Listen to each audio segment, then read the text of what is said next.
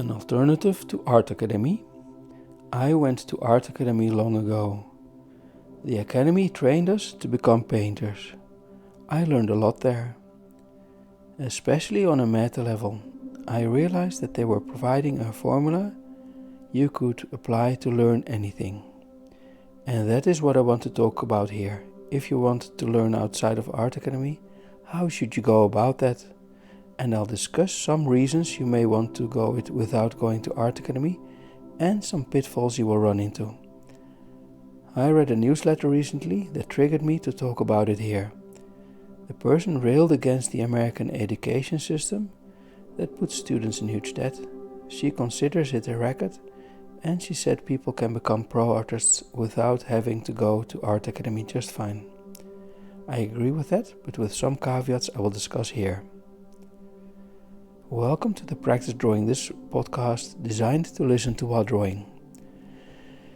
So, let's start.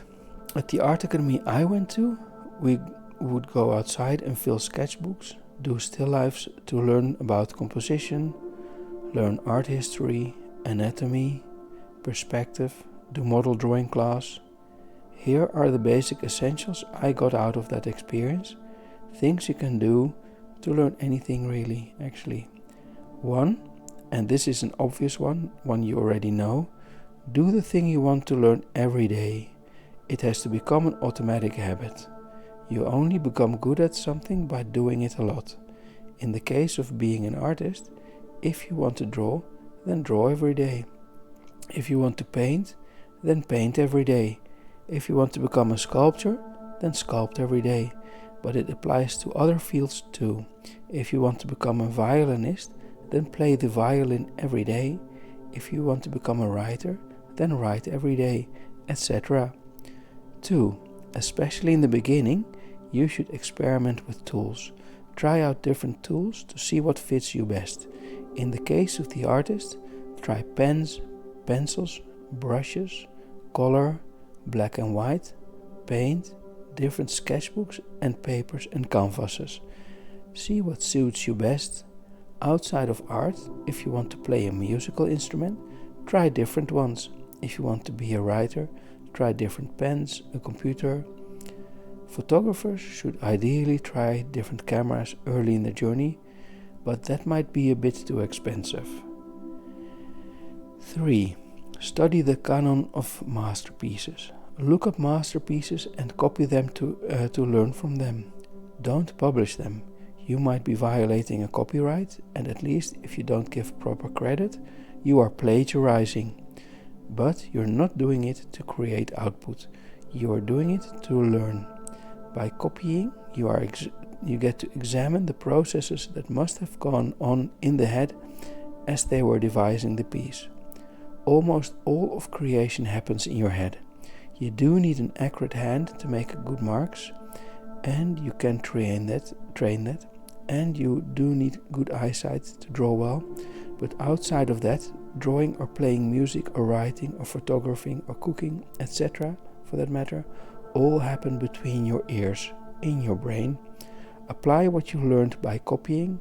Try to make an original piece using the same approach, and discover what probably must have gone on in their heads as they were making the piece, because that is what you want to copy.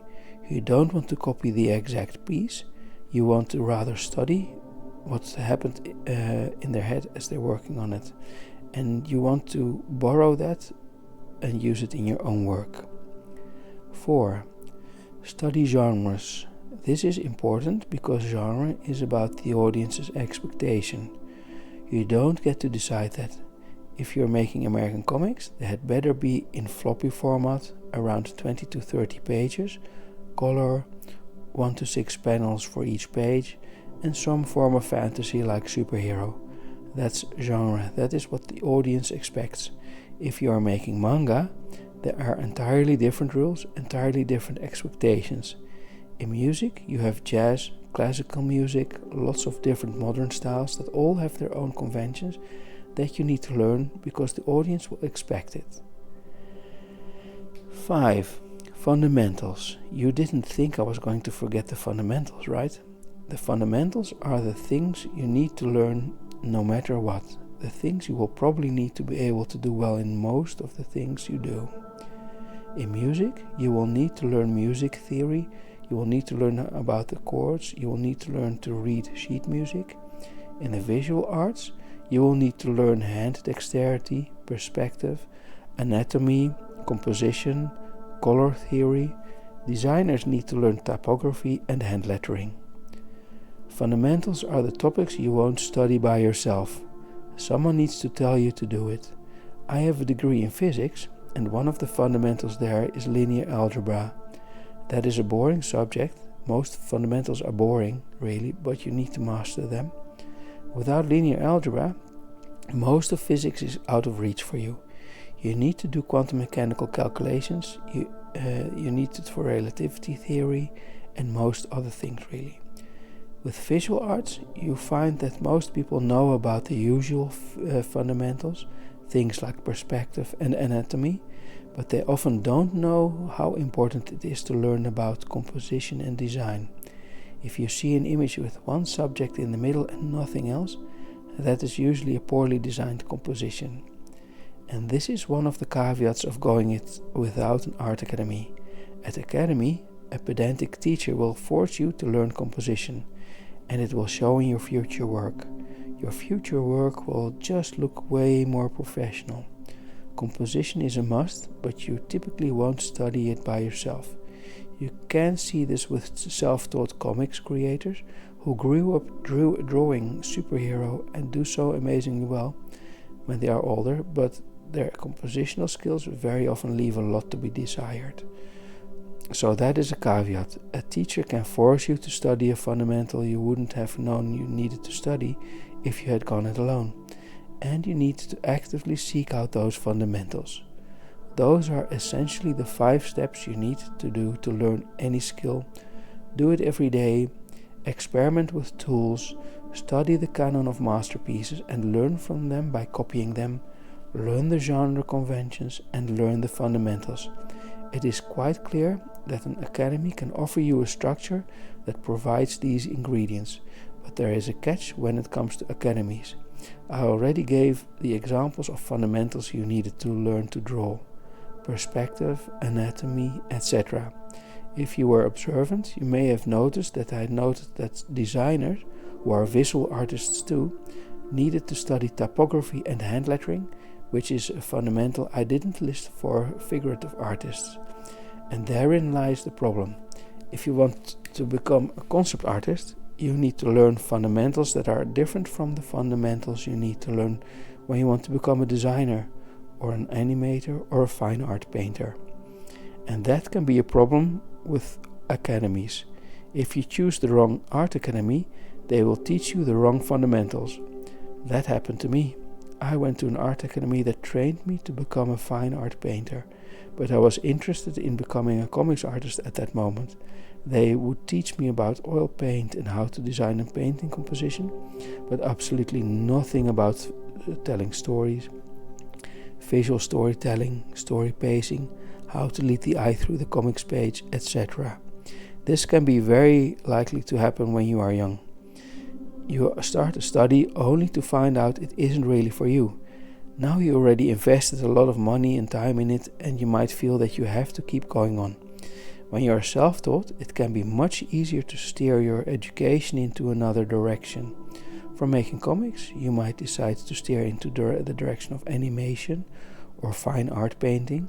You can just do that the next day without having to apply it for another school, move to another city, say goodbye to your new friends, etc.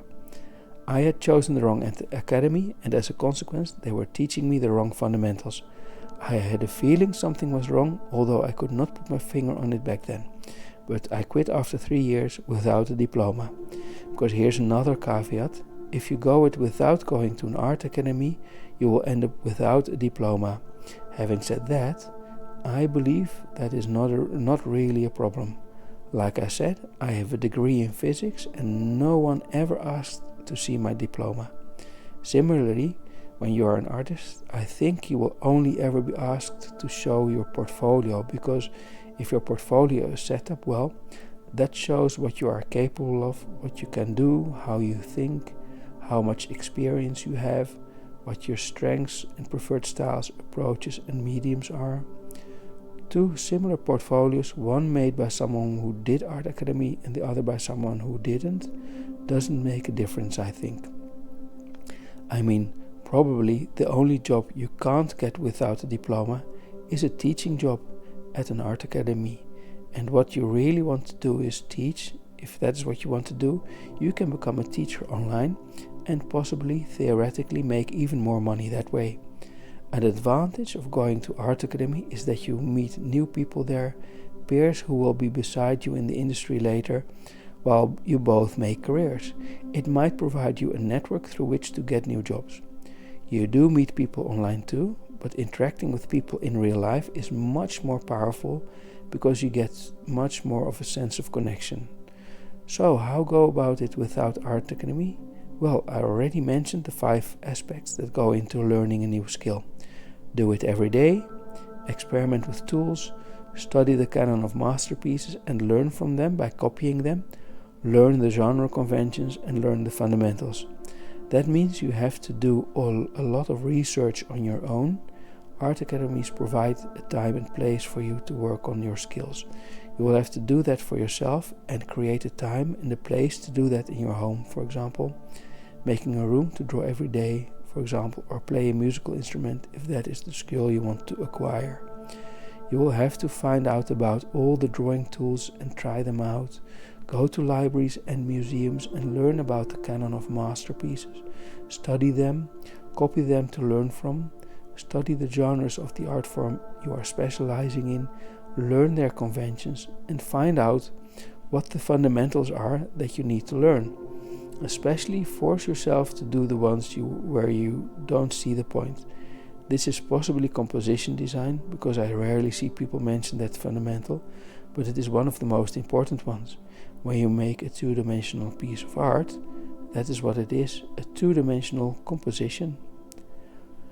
Luckily, nowadays there is so much online for free. There are even many online courses and website memberships nowadays. Many cost money, but usually it's not a lot of money. Certainly not as much as the numbers I see flying around about what it costs to go to an art academy in America.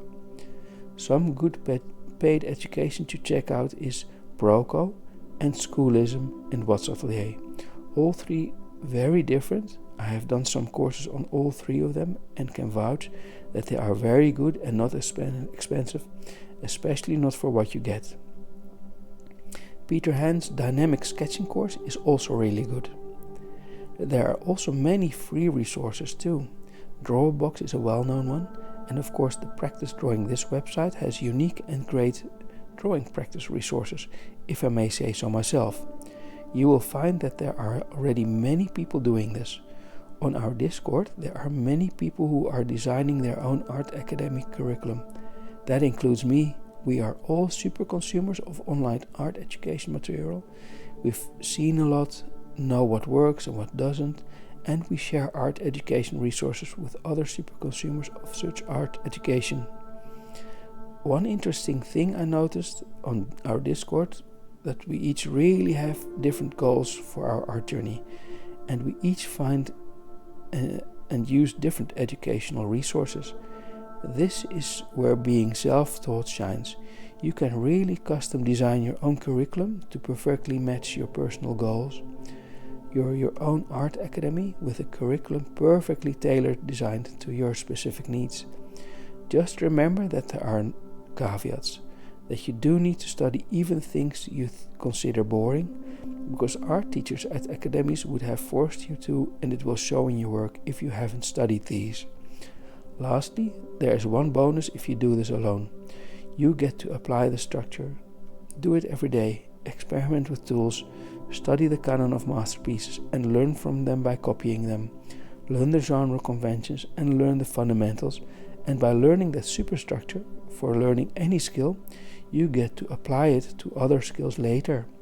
You can learn a musical instrument that way, or writing, or sculpting, or animating, or cooking. It is a superstructure for learning any skill, and it is a pity we don't get to learn that at school. It does make sense, though, that we don't learn this at school. We would not need school anymore. School would have made itself redundant. Use the superstructure described in here to learn any skill and try it out on one skill first. If you want to learn to draw, start applying that superstructure for learning skills today and see where that leads. You can always decide later on that it doesn't work for you and find the huge wads of cash needed to go to Academy later. That is, if Art Academy costs money.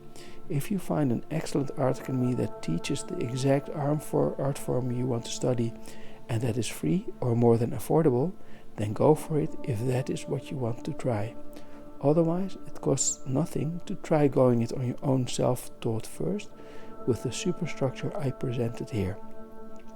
To give you an example, the superstructure is the exact approach you need to take if you want to learn how to make YouTube videos, as I am doing now. Do it every day, which means working on making videos every day. Experiment with tools, which means trying out different cameras and such. Study the canon of masterpieces and learn from them by copying them. In my case, I am looking closely at videos by other artists that are also designing to listen to while drawing, like Lucid Pixel's excellent Painter's Hollow series and also the amazing Draw Sessions channel. Learn the genre conventions and learn the fundamentals, which in this case is writing scripts, using a camera, microphone, voice acting, lighting, audio, editing, video editing, creating thumbnail images and titles, which are all skills you need for every video, no matter what you make. If you learn how to use the superstructure, going to an academy to learn the skill becomes optional. Try it out on your own drawing journey. Check out the Practice Drawing This website, where I host lots of drawing practice resources which you can't find anywhere else. Thank you for listening.